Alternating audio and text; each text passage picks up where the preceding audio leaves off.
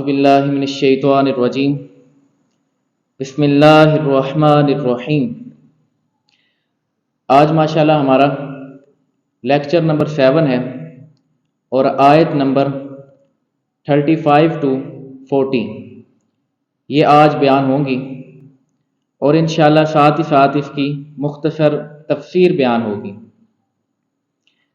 اب اس آیات کا جو آج بیان ہوگی اس کا پیچھے کے ساتھ تعلق ہے۔ جن آیات مبارکہ کا تعلق چونکہ حضرت آدم علیہ السلام کے ساتھ ہے، اور حضرت آدم علیہ السلام ان کے بارے میں اللہ تبارک و تعالیٰ نے قرآنی آیات میں پورا کا پورا ایک موضوع باندھا، جس کا تذکرہ سورۃ البقرہ کے رکوع نمبر 4 کے اندر ہے۔ اللہ تبارک و تعالیٰ نے ارشاد فرمایا، وَقُلْنَا يَا آدَمُ اسْكُنْ أَنْتَ وَزَوْجُكَ الْجَنَّةَ وَكُلَا مِنْهَا رَغَدًا حَيْثُ شِئْتُمَا وَلَا تَقْرَبَا هَٰذِهِ الشَّجَرَةَ فَتَكُونَا مِنَ الظَّالِمِينَ۔ اللہ تبارک و تعالیٰ نے ارشاد فرمایا، اور ہم نے فرمایا اے آدم تم اور تمہاری بیوی جنت میں رہو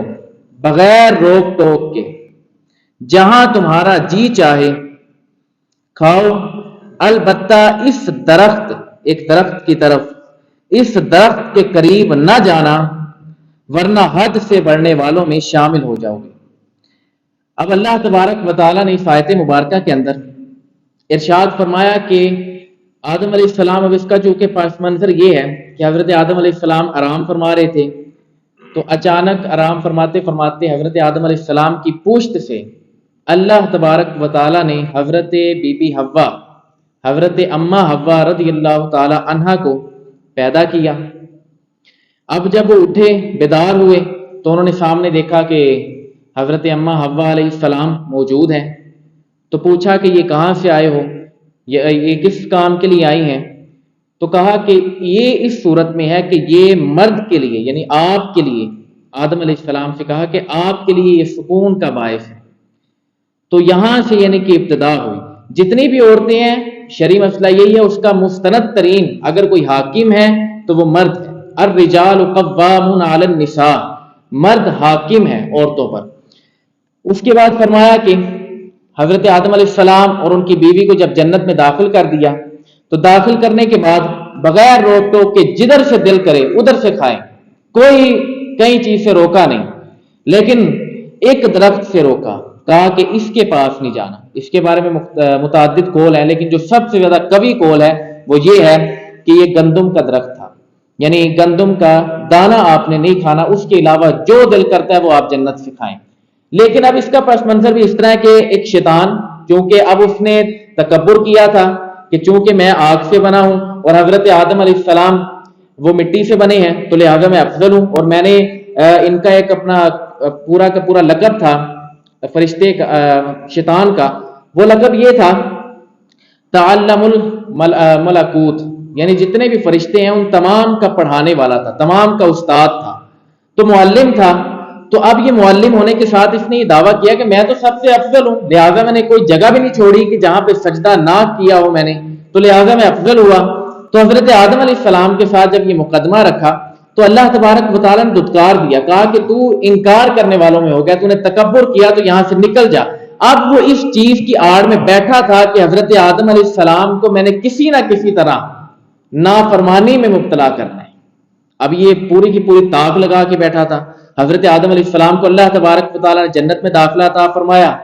تو جنت میں سکون سے رہ رہے تھے، لیکن یہ آیا اور اس نے، یہاں پہ پوری کی پوری ایک بات ہے تفسیر کے اندر کہ اس نے آ کے جس طرح حضرت آدم علیہ السلام کو قائل کیا، اس کا طریقہ کار یہ تھا۔ حضرت آدم علیہ السلام جو نبی ہوتے ہیں وہ معصوم ہیں، وہ جان بوجھ کر بھی غلطی نہیں کر سکتے، ان سے بالکل خطا سرزد ہو ہی نہیں سکتی، لیکن اس کے باوجود وہ قریب آیا اور اس نے آ کے اللہ کی قسم کھا کر کہا کہ اگر آپ یہ دانہ کھا لیں گے، اگر آپ یہ دانہ کھا لیں گے تو اس کے ساتھ اللہ تبارک و تعالیٰ آپ کو حقیقی اور ہمیشگی والی زندگی عطا فرمائے گا اور وہ جنت میں ہوگی۔ اب اس کو اس طرح قائل کیا تو ساتھ میں حضرت بی بی حوا علیہ السلام تھی، تو انہوں نے دانہ چکھا اور ساتھ میں اس کے اوپر میں ایک حدیث بیان کروں گا جس کے ساتھ متعدد جتنے بھی اعتراضات ہیں وہ سارے کے سارے دور ہو جائیں گے. اور ہمیں یہ حکم ہے کہ ہم کسی بھی یعنی کہ نبی کے بارے میں یہ نہیں کہہ سکتے کہ ناؤذ باللہ وہ کافر ہے، وہ اپنا ظالم ہے. یہ الفاظ ہم چن بھی نہیں سکتے، بول بھی نہیں سکتے، تو ان سے بھی بالکل پرہیز کیا جائے گا. اب وہاں پہ جب یہ بات چلی، دانا خود بھی کھایا، ساتھ میں حضرت آدم علیہ السلام کو دیا، انہوں نے بھی کھایا، لیکن اس نیت پر کہ میں جنت میں رہوں گا اور اللہ تبارک و تعالیٰ کا دیدار کرتا رہوں گا، اس ارادے سے. لیکن یہ ارادہ نہیں تھا کہ میں غلط کام کر رہا ہوں یا میں نافرمانی کرنے لگا ہوں. اب اس کے اوپر ایک حدیث مبارکہ کوٹ کرنا بہت زیادہ ضروری ہے، جس کے ساتھ آپ کے تمام بیسیوں اعتراض کہ جو حضرت آدم علیہ السلام نے کیوں دانا کھایا، کیوں نافرمانی ہوئی، یہ سارے کے سارے معاملات اس حدیث کے اندر آئیں گے. مشکات المصابیح کی حدیث ہے، حدیث نمبر 81 ہے. حضرت ابو ہریرہ رضی اللہ تعالیٰ عنہ بیان فرماتے ہیں کہ نبی علیہ السلام نے ارشاد فرمایا کہ حضرت آدم علیہ السلام کا اور حضرت موسیٰ علیہ السلام کا اللہ کے ہاں مناظرہ ہوا. بڑی پیاری بات ہے اور بڑی خوبصورت حدیث ہے کہ اللہ کے ہاں مناظرہ ہوا، مباحثہ ہوا. تو آپس میں بات چیت ہوئی تو حضرت موسیٰ علیہ السلام کہنے لگے اے آدم علیہ السلام، اے ابا جان، اگر اللہ تبارک و تعالیٰ نے آپ کو اپنے ہاتھوں سے تخلیق کیا، تخلیق کرنے کے بعد آپ کے اندر روح پھونکی،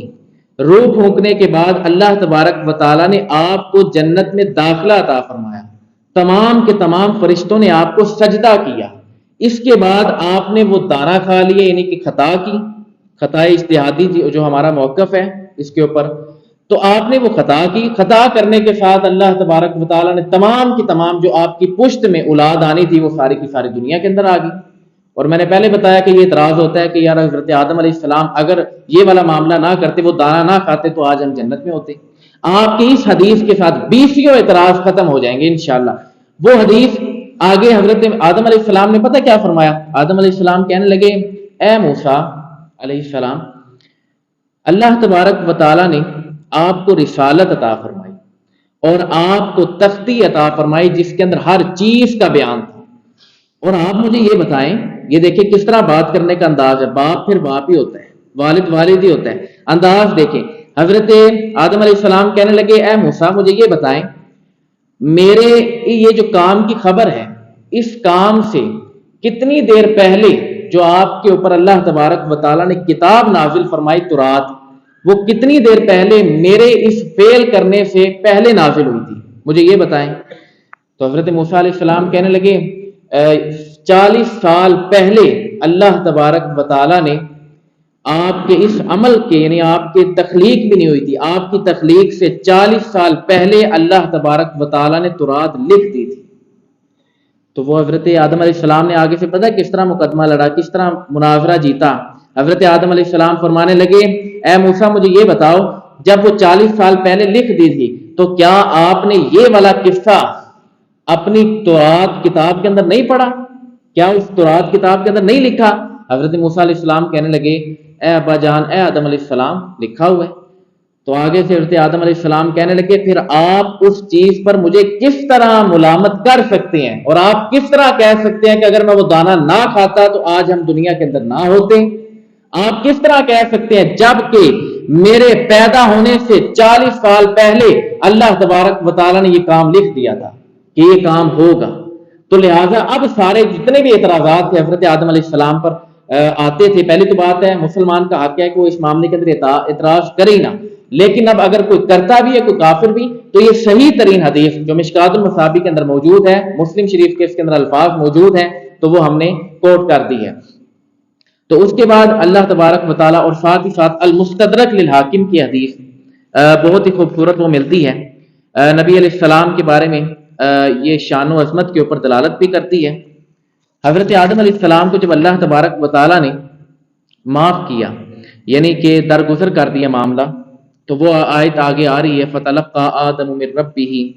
کلمات فَتَابَ عَلَيْهِ إِنَّهُ هُوَ التَّوَّابُ الرَّحِيمُ. پھر آدم نے اپنے رب سے کچھ کلمات سیکھ لیے تو اللہ نے اس کی توبہ قبول کی، بے شک وہی بہت توبہ قبول کرنے والا مہربان ہے. تو اس حدیث کے اندر جو الفاظ ہیں، اس کی جو تحت حدیث لکھی ہے مفسر نے،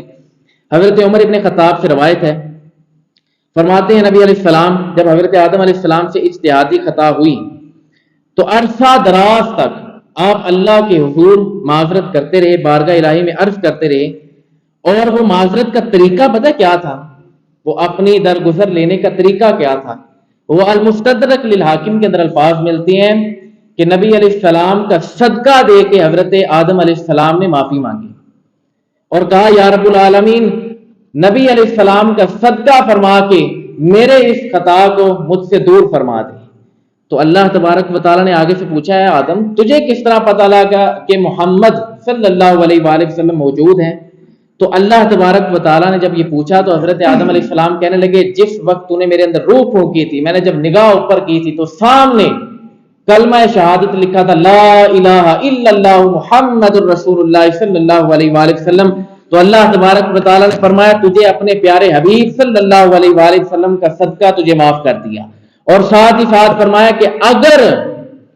میں محمد کو پیدا نہ کرتا صلی اللہ علیہ وآلہ وسلم تو اے آدم تجھے بھی میں پیدا نہ کرتا، پوری مخلوق کو میں پیدا نہ کرتا۔ یہ شان و عظمت ہے۔ اور حضرت آدم علیہ السلام فرماتے ہیں مجھے پتا تھا کہ تو اس کا صدقہ قبول کرے گا کیونکہ تمام مخلوق میں تیرے لیے سب سے افضل حضرت محمد مصطفیٰ صلی اللہ علیہ وآلہ وسلم کی ذات ہے۔ اب انشاءاللہ ہم نے 2 سے 3 آیات کی تفسیر ساتھ ساتھ پڑھی ہے تاکہ ایک ہی دفعہ تفسیر اپنا اس کے اندر مکمل ہو جائے۔ اللہ تبارک و تعالیٰ نے آگے فرمایا فَأَزَلَّهُمُ الشَّيْطَانُ عَنْهَا فَأَخْرَجَهُمَا مِمَّا كَانَ فِيهِ وَقُلْنَا اهْبِطُوا بَعْضُكُمْ لِبَعْضٍ عَدُوٌّ وَلَكُمْ فِي الْأَرْضِ مُسْتَقَرٌّ وَمَتَاعٌ إِلَىٰ حِينٍ۔ اللہ نے ارشاد فرمایا کہ تو شیطان نے ان دونوں کو جنت سے لغزش دی، پس انہیں وہاں سے نکوال دیا جہاں وہ رہتے تھے، اور ہم نے فرمایا تم نیچے اتر جاؤ۔ اب یہ حضرت آدم علیہ السلام سے اور ان کی جتنی پشت تھی ان سب کو کہا کہ نیچے اتر جاؤ، تم ایک دوسرے کے دشمن بنو گے اور تمہارے لیے خاص وقت تک زمین میں ٹھکانا اور زندگی گزارنے کا سامان ہے۔ اب یہ اللہ تبارک و تعالیٰ نے ارشاد فرمایا کہ سارے کے سارے زمین میں اتر جائیں، بعض کے دشمن بن جائیں گے، تو وہ ساتھ ساتھ معاملہ ہے کہ آج آپ بھی دیکھیں کہ کتنے لوگ ہیں جو آپس میں دشمنیاں، نسلوں تک دشمنیاں اتر جاتی ہیں، اولاد تھی، سب کچھ اللہ تبارک و تعالیٰ نے پہلے لکھ دیا، تو یہ تقدیر کے اوپر دلالت کرتا ہے۔ اور اس کے بعد اللہ تبارک و تعالیٰ نے ارشاد فرمایا فَتَلَقَّى آدَمُ مِن رَّبِّهِ كَلِمَاتٍ فَتَابَ عَلَيْهِ إِنَّهُ هُوَ التَّوَّابُ الرَّحِيمُ۔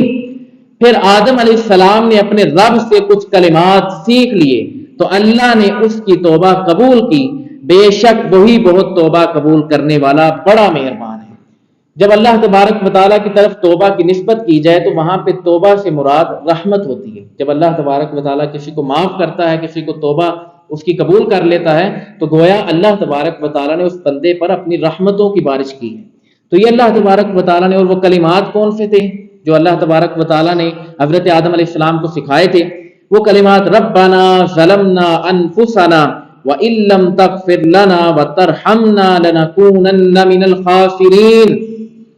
اے ہمارے رب، ہم نے اپنی جانوں پر زیادتی کی، اور اگر تو نے ہماری مغفرت نہ فرمائی اور ہم پر رحم نہ فرمایا تو ضرور ہم نقصان والوں میں سے ہو جائیں گے۔ یعنی حضرت آدم علیہ السلام نے اپنے اندر بالکل عاجزی، اللہ کو یہ بہت چیز پسند ہے کہ جب اللہ کے حضور کوئی بندہ عجز کے ساتھ، بالکل انکساری کے ساتھ جب دعا کرے کہ یا رب العالمین تو ہی تو پاک ہستی ہے، جب تو نہیں معاف نہیں کرنا، تو نہیں رحم نہیں کرنا، تو ہم کدھر جائیں؟ اگر تو معاف نہیں کرے گا تو پھر تو ہم نقصان والوں میں ہو جائیں گے۔ جب بندہ اس انداز سے دعا کرتا ہے تو اللہ تبارک و تعالیٰ اس بندے کی پھر دعا بھی لازمی طور پہ قبول و منظور فرماتا ہے۔ اور اسی کے ساتھ ساتھ آگے اللہ تبارک و تعالیٰ نے ارشاد فرمایا قُلْ نَهْبِطُوا مِنْهَا جَمِيعًا فَإِمَّا يَأْتِيَنَّكُم مِّنِّي هُدًى فَمَن تَبِعَ هُدَايَ فَلَا خَوْفٌ عَلَيْهِمْ وَلَا هُمْ يَحْزَنُونَ۔ اللہ تبارک و تعالیٰ نے ارشاد فرمایا ہم نے فرمایا تم سب جنت سے اتر جاؤ۔ اب یہاں پہ سب سے مراد حضرت بی بی حوا بھی بیچ میں شامل ہیں، کیونکہ وہ حضرت آدم علیہ السلام کی پشت سے تھی، وہیں سے پیدا ہوئی تھی، اور لہٰذا جتنی پشت آنے والی تھی، یعنی ہم لوگ جتنی نسل نے آنا تھا، وہ تمام کی تمام کو اللہ نے حکم دیا کہ سارے کے سارے نیچے اتر جاؤ۔ اچھا، پھر آگے کیا فرمایا؟ اگر تمہارے پاس، اس کے بعد اللہ تبارک و تعالیٰ نے فرمایا اگر تمہارے پاس میری طرف سے کوئی ہدایت آئے تو جو میری ہدایت کی پیروی کریں گے انہیں نہ کوئی خوف ہوگا نہ وہ غمگین ہوں گے۔ یہ پوری کی پوری الا ان اولیاء اللہ لا خوف علیہم ولا هم یحزنون، خبردار بے شک جو اللہ کے دوست ہیں، اللہ کے ولی ہیں، ان کو نہ کسی چیز کا خوف ہے نہ وہ غمگین ہوں گی۔ وہی پوری کی پوری دلالت اس آیت کے اندر آ رہی ہے کہ اگر میری طرف سے کوئی ہدایت آئے اور وہ اس ہدایت کو قبول کر لے تو گویا وہ بھی ایسے ہے جیسے وہ بھی اللہ کا حقیقی بندہ ہے، وہ بھی اللہ کا دوست ہے، اللہ کا ولی ہے۔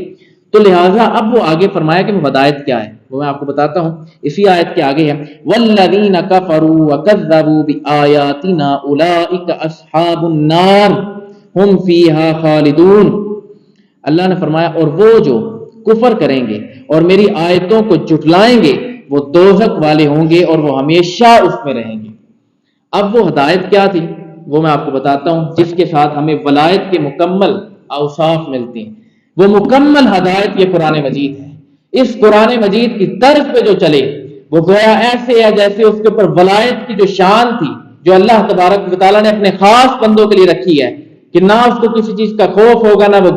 غمگین ہوگا۔ تو جو بندہ اس ہدایت پر مکمل طور پہ عمل پیرا ہوگا تو نہ اس کو کسی چیز کا خوف ہے نہ وہ کسی چیز میں غمگین کا شامل حال ہوگا۔ تو لہٰذا اور اگر کوئی بندہ ان قرآن مجید کی آیت کا اگر انکار کرے گا تو فرمایا جس نے اس آیتوں کا انکار کیا جو میری طرف سے ہدایت تمہارے تک پہنچی اس کا اگر انکار کیا تو پھر سمجھ لو تمہارا پکا ٹھکانہ پھر جہنم ہے، اور خالی جہنم نہیں ہے پھر ہمیشہ اس میں رہو گے۔ تو لہٰذا کافروں کے لیے اسی وجہ سے ہم کہتے ہیں جب وہ ہدایت کو تسلیم ہی نہیں کر رہے تو ہم کہتے ہیں کہ وہ ہمیشہ جہنم کے اندر رہیں گے۔ لیکن مسلمان جو جس کو آپ سمجھے کہ بد مذہب، اب وہ قرآن مجید کو مانتے تو ہیں لیکن وہ اپنے اپنے نظریات کے اندر مضبوط ہیں، وہ کہتے ہیں کہ ہم اس طرح چلیں گے اس طرح، تو انہوں نے مکمل ہدایت حاصل نہیں کی۔ تو اس وجہ سے ہم کہتے ہیں کہ وہ لوگ اپنا اپنا عمل بھگت کے اپنا عذاب لے کے پھر وہ جنت میں آئیں گے۔ اسی وجہ سے ہم کسی مسلمان پر یکدم فتویٰ نہیں لگاتے کہ وہ بالکل ہی کافر اور ہمیشہ کے لیے جہنم میں رہے گا۔ یہ جو خاص پیورٹی ہے یہ کافروں کے لیے ہے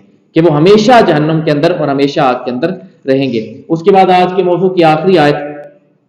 جس کا تعلق اگلے رکوع سے ہے، رکوع نمبر 5 سے، اس کو بتانے کا مقصد یہ ہے کہ تاکہ آپ کو سمجھ آ جائے کہ جو آگے بیان ہوگا وہ کیا اس کا اگلی آیات کے ساتھ کیا تعلق ہے۔ اللہ تبارک و تعالیٰ نے ارشاد فرمایا، اور یہ بڑی مزے کے آگے جو واقعات آئیں گے اس کے اندر بڑا ہی مزہ ہے، بنی اسرائیل کو ٹچ ہے، پورا کا پورا ان کو چھیڑا ہوا ہے۔